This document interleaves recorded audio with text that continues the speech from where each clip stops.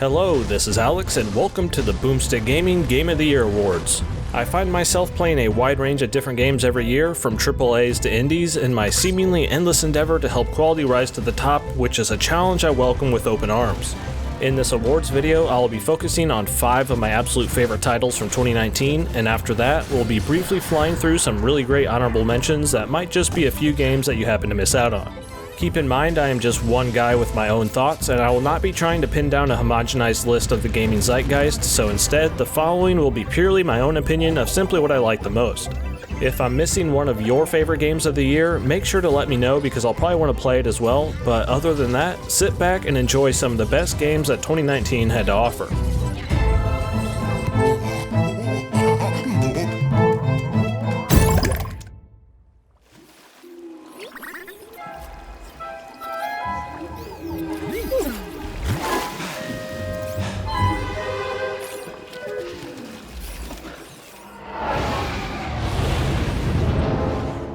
As a pretty big Star Wars fan, I felt like it had been forever since we had a new Star Wars game where you could just go and exist in its world, taking it all in at your own pace, and for the most part, Jedi Fallen Order was a great return to form for the franchise. The care taken by Respawn Entertainment to properly represent a wide range of Star Wars generations, along with the production values to rival the movies themselves, made this really feel like a celebration of episodes 1 through 6 with some expanded universe sprinkled throughout. The lightsaber combat was the highlight for me because it continues to evolve along with your character, which kept it engaging all the way up to the finale. I often found myself eager to bump into groups of stormtroopers just to live out my Jedi power fantasies.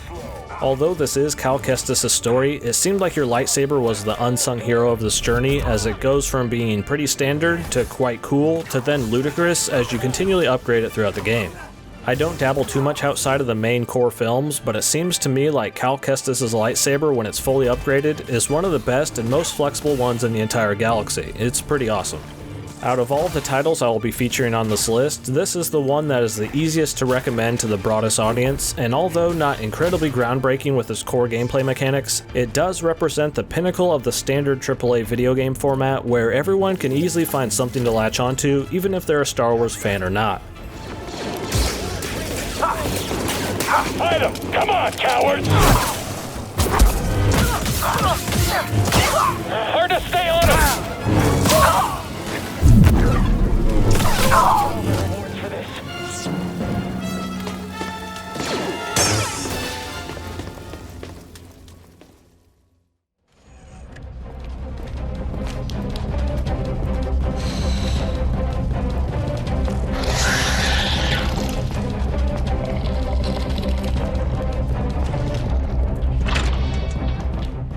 As someone who is only a here and there Resident Evil fan who only holds RE1 and 4 in high regard, and for never playing the original, the remake of Resident Evil 2 really caught me by total surprise in early 2019.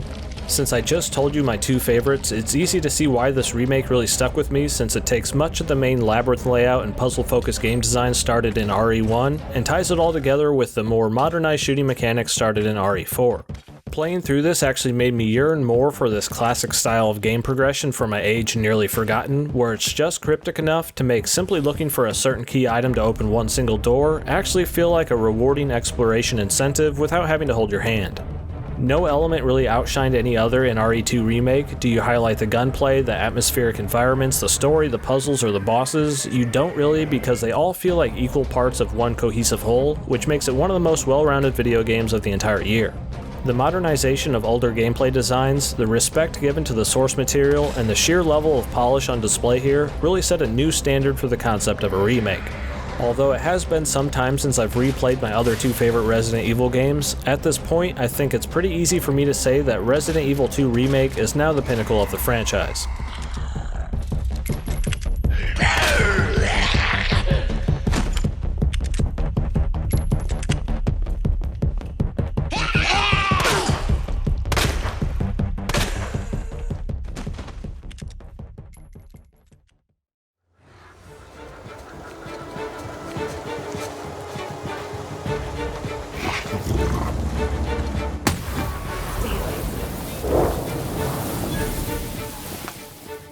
The Outer Worlds was exactly the open-ended first-person role-playing game we needed this year, as we nearly drowned in the plethora of third-person RPGs.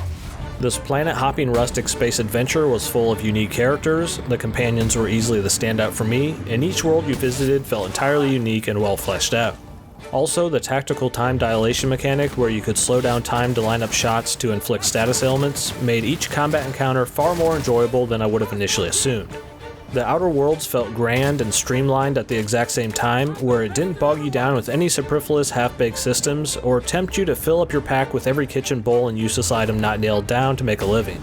This more focused approach to the Fallout Elder Scrolls style formula was a smart choice, since even those titles can often get lost in their own over-design. Obsidian Entertainment set up the perfect launching off point for the Outer Worlds to hopefully become an ongoing franchise, and I eagerly await a sequel. Let's be honest, we will all need something to play after we eventually get tired of Cyberpunk in 2020, and the Outer Worlds 2 would be a great fit for the year after to fill that void in the sci-fi RPG genre. Here's hoping for a bright future ahead for that studio and where they choose to go next.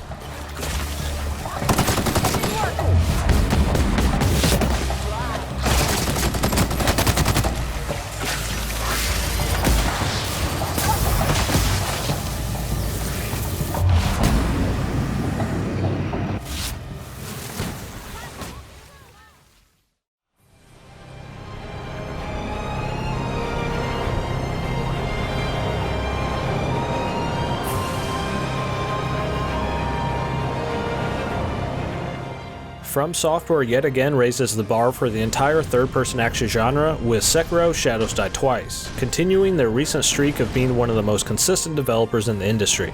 The combat mechanics in Sekiro were just different enough to ruin the muscle memory of most us Souls fanatics, forcing us to learn an entirely different playstyle, even more so than with Bloodborne. It's easy to take From Software's battle systems and put those front and center as the real star, but in my opinion, their unprecedented level design is what makes the adventures they craft so enthralling and long-lasting. Even though I still prefer the setting and tone of the worlds of Lordran and Yharnam, Sekiro's attention to detail in its world design allowed me to really appreciate this fantastical take on the Japanese Sengoku period. It wouldn't be the entire FromSoft experience without nailing the boss fights, and although I wouldn't say my absolute favorites of their more recent titles, they are still in a caliber all to their own, which is nearly untouched by anyone else. What happens after defeating the Guardian Ape for the first time still stands out as one of my favorite gaming moments of the entire year. I certainly was not expecting that. Also, many of the one-on-one duels were so epic that I think it might be many years until we see any game better capture that feeling of back-and-forth swords clashing. Seems like Ghost of Tsushima really has its work cut out for it. Overall, Sekiro: Shadows Die Twice provided a near-flawless journey for core gamers to dig into, and shows that single-player-only games are not only still viable in 2019, but in a lot of ways are the more respectful approach when trying to satisfy the majority of the gaming audience that often just wants one complete package of entertainment at one fair price point.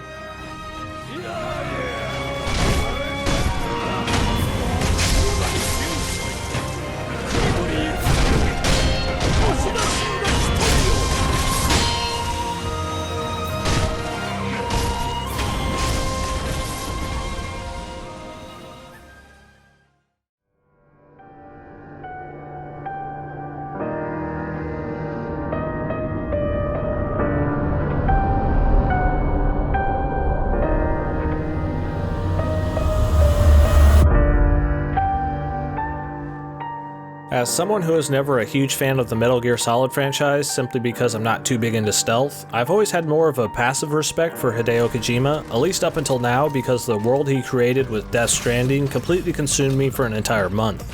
Death Stranding seems to be one of the more divisive titles of 2019 and probably going to be claimed to get that end of the year bump, but regardless, nothing can take away the sheer joy I gleaned from this boundary-breaking moment in gaming.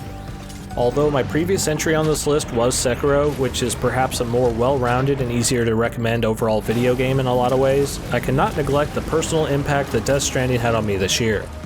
This is the type of game that you have to play for a while until it clicks for you, and either you make it to that point to where you get absolutely addicted, or you give up before you truly see it for all of its nuanced and layered glory. Could this mean pacing issues in the introductory hours? Sure, but I actually preferred the slower pace because when the cool upgrades are doled out to you slowly over dozens of hours, they have an impactful weight and importance that is usually lost in most games that front load all the neat bells and whistles to make sure you feel awesome the moment you pick up that controller. Yes, Death Stranding is a game primarily about making deliveries and walking around, which I actually found oddly therapeutic, but it's also a game about working together with your fellow gamers, forging your own path through challenging topography, unraveling the weird but captivating story, all while occasionally battling the living and the dead. Although I did like the change of pace that the combat offered, the BTs and human enemies could have been slightly more threatening and posed more of a challenge, but they are not really the main antagonists here because it's primarily all about the player versus the terrain itself in Death Stranding. The world is one big environmental traversal puzzle that ended up being one of the most tangible video game worlds I've been in since Breath of the Wild. At a young age, I was always curious if video games would ever make it to that point where you could interact with every blade of grass or pebble, and although we still have a ways to go, the simple fact that every small rock and slope were actual hazards that needed to be accounted for really made me feel physically connected with these areas, unlike most video games where the landscape is just something to look at, not necessarily something to physically concern yourself with. I often find it difficult to get immersed in most video game storytelling or in role-playing as the lead protagonist, but environments, when done right, can temporarily transport me out of the real world and fully into theirs, which is a big reason why this works so well for me. We don't see a game like this come around too often that takes a huge monetary risk to attempt to redefine what we think a video game can be, but when it works, it can truly be remarkable. Even as I'm writing this, in the back of my brain, I'm really just thinking about getting back in there to deliver some more packages. I know it sounds weird, but as someone who already sees the world as a series of tasks and deadlines, I find this all to be quite therapeutic. I have played, not even jokingly, around 10,000 games in my life, played not beaten, let's be honest now, and I was not anticipating being completely blown away by how fresh this entire adventure felt from not only its odd storytelling, but mainly from its overall gameplay design. It continued to rattle around in my brain even when not playing it, unlike any other game this year, which was a really easy way to help me pin down Death Stranding as Boomstick Gaming's Game of the Year.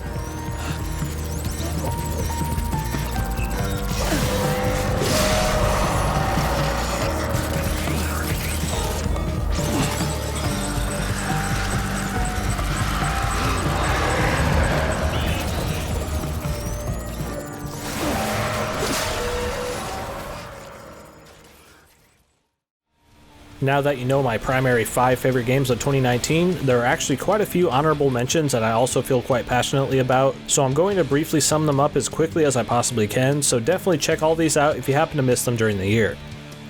Valfaris was that special retro throwback for me this year, where every time I booted it up, the volume had to be cranked so I could just let myself fully enter the gameplay trance that it puts you in. In a lot of ways, Valfaris gave me the same adrenaline-pumping vibes as Doom 2016, which is impressive since this was all captured in the confines of 2 dimensions. Being brutally honest, as someone who did not enjoy the original The Surge, I was not expecting the sequel to pull a 180 on me and get me to love it. If there's any award out there that goes to the team that most effectively sequeled in 2019, learning and adapting effectively from their previous works, it has to go to Deck 13 with The Surge 2.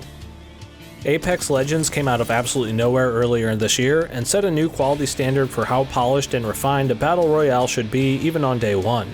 Its fast-paced combat, interesting loot system, and intricate map design made it easily my favorite competitive shooter of 2019.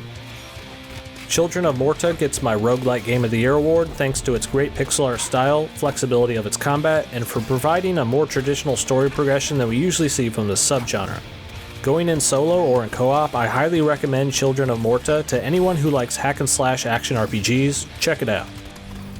New Super Lucky's Tale was yet another great callback to the simpler times in gaming, focusing on the core fundamentals of game design with great feeling controls, well thought out levels, and a fun ramping challenge all the way up to the very end. Easily the 3D platformer of the year for me, and although much smaller in scope, still my favorite since Mario Odyssey. Cadence of Hyrule is the game that I felt got swept under the rug the quickest in 2019, but hey, wait, listen, this game is awesome and you need to play it. I would love to see some expansion content or a full-blown sequel because this was a great way to tread new ground with the Zelda formula. Greedfall was another big surprise this year with just how strong it came out of the gate as a brand new role-playing IP. I enjoyed the combat and down-to-earth story, but was most impressed by the gorgeous world design that Spiders Games had crafted. Another title that I would love to see become a mainstay franchise. Darksiders Genesis could have easily been titled Darksiders 4 in my opinion, and really goes to show how good a spin-off can truly be. You can play entirely alone or with a friend, and either way you choose, it's hard not to find the awesome combat, puzzle solving, and exploration to satisfy your most primal video game urges.